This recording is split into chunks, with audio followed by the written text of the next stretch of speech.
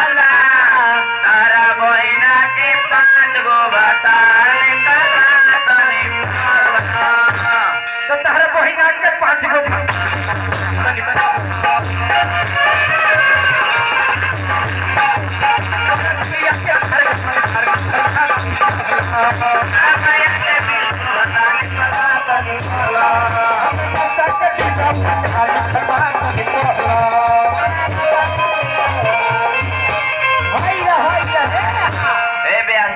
हाँ जी जय तिलक दहरू लोग का तब पेट भर गई। हाँ जी शादी हो खो ना शादी ना हो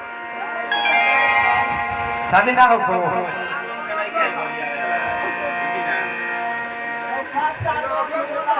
अगर के कुटुंब हो गए तो नाम तनी बता के घर संभारी हमरी कुछ कर दे। हाँ जी लिख के भेज दी लगा। हाँ इज्जत गाछी पर टांग दी से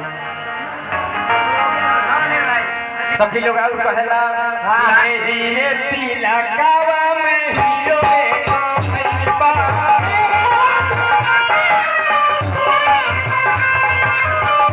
धीरे तिलकावा में हीरो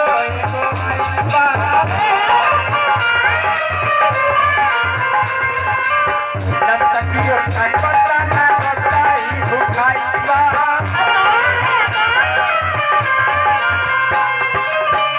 पतियो ताकत मम्मी के देवे आईबा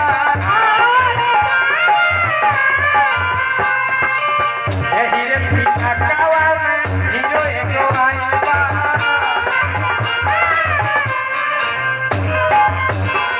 ओका की ओटा खाता बकरी के देवे आईबा। मत कहो पैसा मिला तभी सब कहल जाला।